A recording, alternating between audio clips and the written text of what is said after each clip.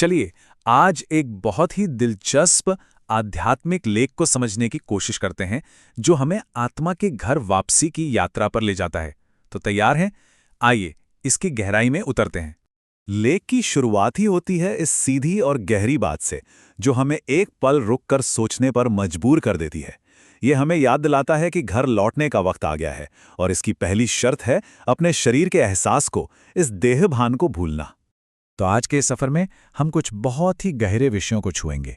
हम शुरू करेंगे घर वापसी के आह्वान से, फिर समझेंगे कि आत्मा असल में है क्या, पवित्रता की ओर कैसे बढ़ा जाए, ज्ञान और भक्ति में क्या फ़र्क है, और आखिर में इन सारी बातों को अपनी ज़िंदगी में कैसे उतारा जाए। तो सबसे पहले बात करते हैं घर लौटने के इस बुलावे की। देखिए, इस लेख का जो मूल विचार है वो ये है कि ये पुरानी दुनिया अब अपने अंत पर है, और अब समय आ गया है कि आत्मा अपने असली घर वापस लौटे। दुनिया को समझाने के लिए यहाँ एक बहुत ही दमदार इमेज का इस्तेमाल किया गया है। भक्ति मार्ग की एक दलदल, मतलब एक ऐसी जगह जहाँ लोग फंस गए हैं और उन्हें एक नए रास्ते की, एक सहारे की जरूरत है।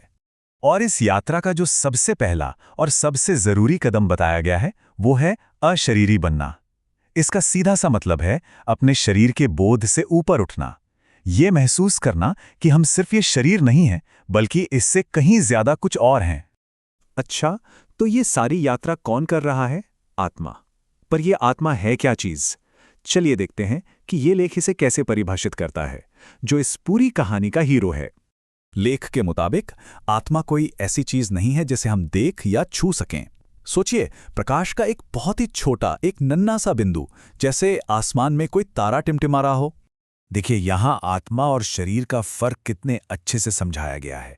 एक तरफ है आत्मा जो हमेशा रहती है, शाश्वत है, जो इस दुनिया के ड्रामा में अपना पार्ट प्ले कर रही है, और दूसरी तरफ है ये शरीर जो बस एक कॉस्ट्यूम जैसा है, एक वेशभूषा जो बदल जाती है।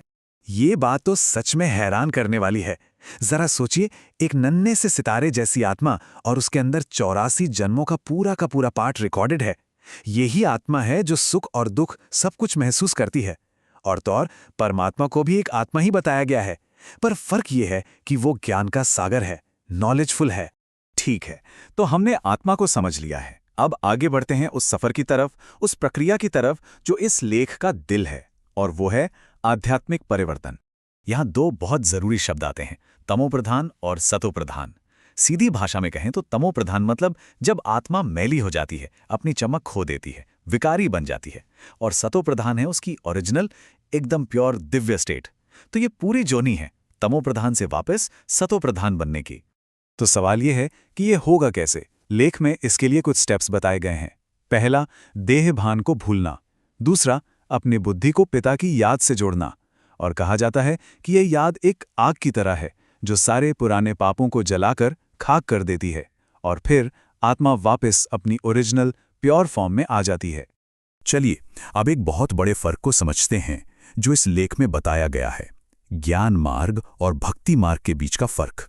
तो यहाँ दो अलग अलग रास्ते बताए गए हैं। एक है भक्ति मार्ग, जिसमें शारीरिक मेहनत है, जिसे एक दलदल की तरह बताया गया है, और दूसरी तरफ है ज्ञान मार्ग। ये बुद्धि का रास्ता है, याद का रास्ता है, और लेख के अनुसार यही वो रास्ता है जो हमें पापों से आजाद करके एक नई दुनिया का मालिक बनाता है। और ये लाइन भक्ति और ज्ञान में रात दिन का फर्क है, ये इस अंतर को एकदम साफ कर देती है। मतलब कोई छोटा मोटा फर्क नहीं, बल्कि जमीन आसमान का अंतर है, जैसे दिन और रात। ठीक है, ये सब बातें तो बहुत गहरी हैं, पर सबसे बड़ा सवाल तो यही है कि इन सब चीज़ों को अपनी रोज़मर्रा की ज़िंदगी में कैसे अपनाएं, खासकर तब जब हम घर परिवार में रहते हैं। और इसका जवाब एक बहुत ही खूबसूरत मिसाल में छिपा है, कमल का फूल। सोचिए, कमल कीचड़ में ही तो खिलता है, पर उस पर कीचड़ का एक दाग भी नहीं लगता, वो हमेशा पाक साफ रहता है। लेख भी यही कहता है कि गृहस्थी में रहते हुए भी कमल के फूल जैसा पवित्र रहा जा सकता है। तो कमल की तरह जीने का असल मतलब क्या हुआ? इसका मतलब है दुनिया में रहो, अपने सारे काम करो, अपनी जिम्मेदारियां निभाओ, लेकिन बिना किसी अटैचमेंट के। गंदगी के बीच में रहकर भी खुद को साफ रखने की कोशिश करो। लेख के मुताबिक ये बहुत बड़ी हिम्मत का काम है, और कमाल की बात यह है कि ऐसा करने वाला दुनिया छोड़ने वालों से भी तेज आगे बढ़ सकता है। तो इस पूरे सफर की मंजिल क्या है? दुनिया का मालिक बनना, लेकिन किसी लड़ाई झगड़े से नहीं या किसी ताकत से नहीं, बल्कि योग बल से, यानी याद की आंतरिक शक्ति से। अब हम इसे एक बहुत गहरे सवाल पे खत्म करेंगे। लेख में एक जगह जिक्र आता है जीते जी मरना। जरा सोचिए, इस बात का असल मतलब क्या हो सकता है?